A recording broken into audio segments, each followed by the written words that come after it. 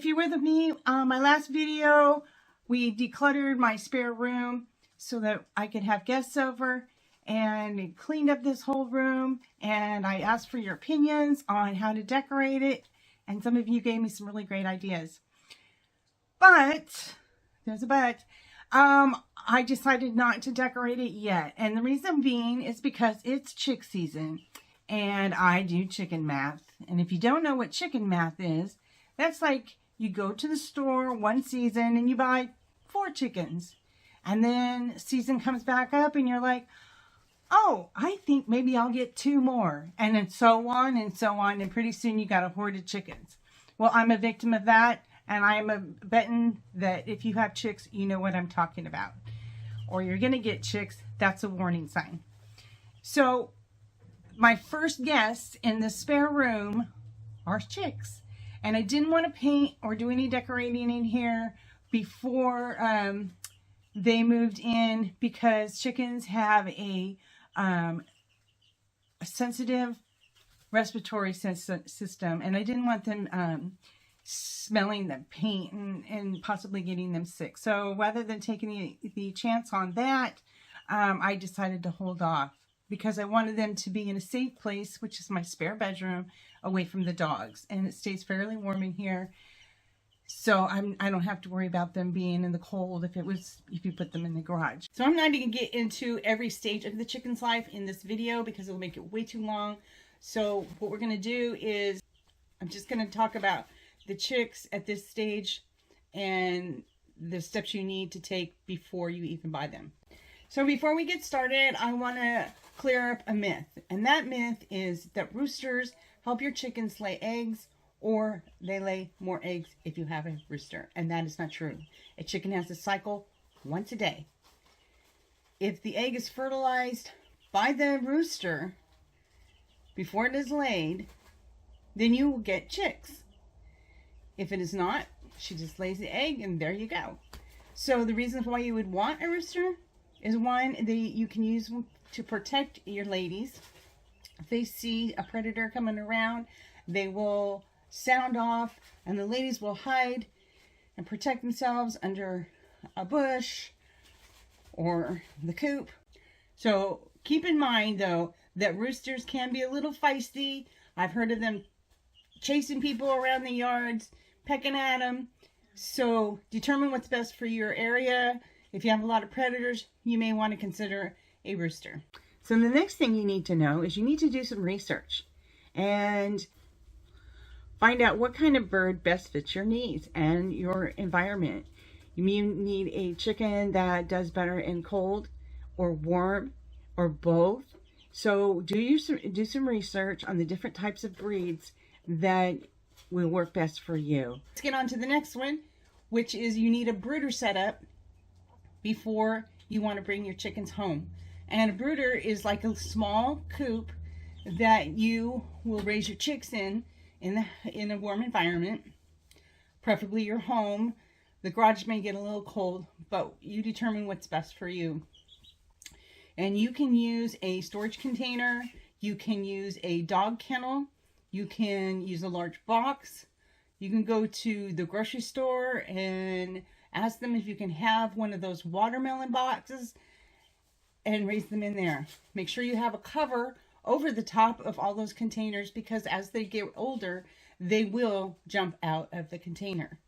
This year, I am trying a pop-up coop that I found on Amazon. And that coop folds up so you can fit it into this little bag here. And it was not expensive. Very reasonable price. I think it was between $20 and $30. Something like that. You can fold it up, put it away for next year, because you will probably get more chicks and raise them because of chicken math. And there it is, all zipped up. And you will need to get it zipped up, because it won't be long and they'll be popping right out of there. And it's big enough that it will grow with them until they're a teenager. And what I really like about it is before you take them out to the coop, you want to like harden them off, kind of like what you would say with a plant. If you're growing your seedlings inside, you just want to take them out a little at a time, so they could get used to the breeze and the sunshine. So I can do that with this coop, and just because it's portable and there's a place for shade, and it'll protect them because it has the lid on it. So this, I think, is the best coop that I've had. I've had 3 different ones, and this could be used year after year. Packs away very small, and I love that it has a zipper on it, and it's like a one size fits all. You can tell they're adults before they're adults, but I recommend it. I'm very satisfied so far, but if there's a problem, I will let you know. Now let's talk about food and water. So let's start with the food, because that's the easy part. You will need to get some chick feed, and chick feed is a small crumble. This is the one I'm using. You can get it medicated or non-medicated. Now, as you can see, it's a small crumble for your little babies. At this point, they do not need chick grit. That's when they get a little bit older and start transitioning to chicken food. So you can give them some of that when you start giving them some scraps from home, like blueberries and strawberries, stuff like that. So they will need the chicken feed, the chick grit, when they get to be about 6 to 8 weeks old, when you're giving them those little kinds of treats. Now, if you get your chicks at Tractor Supply or your local feed store, you want to ask them if they've already been started on antibiotics. And if so, then you're going to want to transition them to probiotics. And it's this little packet here. And you can put that in a jug of distilled water, shake it up really good, and then keep it at room temperature. I would not fill the container of water all the way full, because chicks have a tendency to kick up the pine shavings, and then those pine shavings soak up the water in the water dish, and it causes the water to dry up. So just give them a little bit of water at a time in their container, maybe about halfway full, depending on how many chicks you have. And check that regularly to make sure that they have water all the time. They don't do it so much, it seems like, with the feed, but definitely they do it with the water. To help prevent them from kicking the pine shavings up into the water, you can just put them on a board or some type of elevated platform, and that will cut down on the shavings going in the water. The heating element can be one of those lamps that you plug the red light into.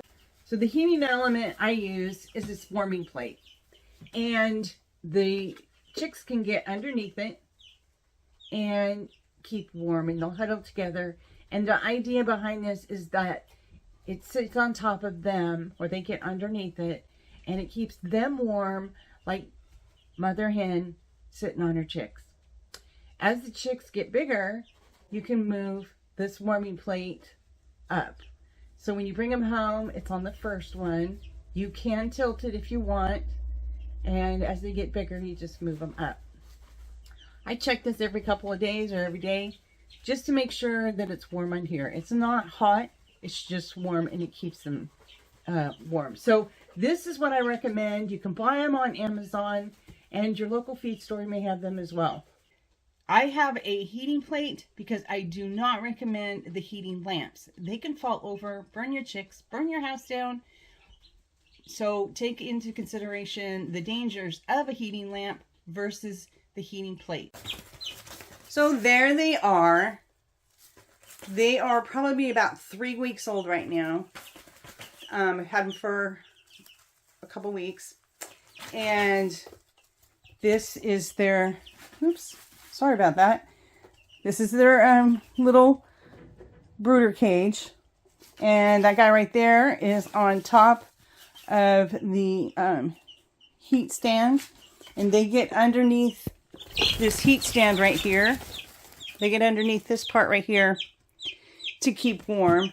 And if you want to check it a couple of times, you know, a day or once a day or something, just to make sure it's kind of warm under there. So for my setup, what I've done, you can kind of see over in this area right here, I have put puppy pads down underneath the pine shavings. So once it starts to get a little smelly, I can just pull those the puppy pads up, and then I can just dump that into the compost and dispose of the puppy pads in the waste can. I did put down a protective mat underneath the coop in case the water spilled or whatever, because this is sitting on a hardwood floor. So you always want to have a warm area and then a cooler area. So if it gets too warm under that plate for them, they have a place to go on the other side of the brooder. Now you have your water, you have your chick feed, you have your warming plate, and you're going to have a nice little pen to put them in. So one thing you're going to want to do is make sure you hold your chicks every day. Make sure you wash your hands before and after. So they'll be nice and friendly, and when you take them outside, they won't, and they grow up, they won't be afraid of you. They'll come running out at you, just like my girls did last year, and they're always just so happy to see you. These chicks are called Welsumers, and you can see they're getting their tail feathers in and their feathers, and then we have one chick, I think it's this one right here. Doesn't have tail feathers yet. Hello, little one. Once these get a little bigger, I'll start giving them some treats like maybe some blueberries or strawberry or something, and put it in my hand and let them come up to me and take it out of my hand. So that way they get used to coming up to you. They're not afraid of you. Later on, when they get a little bit bigger, I'll introduce them to mealworms, which they absolutely love. Okay, so once you get your brooder set up, you want your water container, your food container, and your heating element. And you get that heating element warm, and then you go down and get your chicks or order them online. And if you know when they're coming, get that brooder set up first. And you want to get the heating element going before you get them home. So if you order them online and you got to go down to the post office, you could just start heating up that heating element before you go pick them up. So you have your brooder set up, you've selected your chicken, and now it's time to put them in there. So when you get them, you're going to need to introduce them to where the water is. The water, you just take the little chick and just dip the beak in the water. You can do it to all of your chicks if you want, or one or two. Chicks are very curious, and they also do a follow the leader. So if one chick is getting some water, the other ones are just going to kind of come in too. Keep an eye on, make sure that all of them, I have 5, so it's really easy for me to keep track that everybody's getting some water. But if you feel more comfortable, dip all the beaks. But don't drown them. Please don't drown them. And then you make sure you have your food in there. You can try to put 1 or 2 underneath that warming plate. But if that doesn't work, if they kind of fight you, because they're still babies and they're a little bit frightened, just let them find when they cuddle up to each other, because they're all going to cuddle up to try to keep warm. Just gently place the warming plate over the top of them, and then they'll get the idea. Now, if you have them in a room where there's a light, make sure you turn that light off early enough so that they can get an idea of the sun going up and down. If you have that lighting room and it's 10 o'clock at night and you're like, oh, I just need to turn that light off, they get all confused. They will probably start cheeping at you saying, hey, you need to come turn my light off. So keep that into consideration. When the sun goes down, the chickens go down. You're going to want to keep them inside for about 6 to 8 weeks, depending on the growth and the temperature outside. So if it's getting warmer, you could go ahead and do 6 weeks. And if it's still cool out, you could do 8. And some of you are thinking, well, when am I going to get eggs? You'll get eggs probably August, maybe September. So you will get some this year, and they'll start out small. So don't freak out. It's like, oh, that's how big they're going to be. No, they'll start getting bigger as the chicken gets bigger. You got your research done, find out what chicken you want. You can order it. You can go to the Tractor Supply. You can go to a local pet store. Figure out which breed you're going to get and what's best for your area, what's best fit your needs. And then get your brooder ready and get your hot plate ready. And then go down and get your chicks once everything's ready. And you're pretty much set. Just keep the water changed, food bowls full, give them a pet once a day, and you will have happy chickens and you will have fun. This is like one of the funnest things you can do. Well, I'm thankful that you join me on this chick journey. I will keep you updated as we go along and the different stages that they're going to go through all the way out to merging them to the chicks to the coop. So thanks for joining me. Thank you for staying to the end. If you have any questions, just pop them in the comments. I will be happy to get back to you. You take it easy. Bye.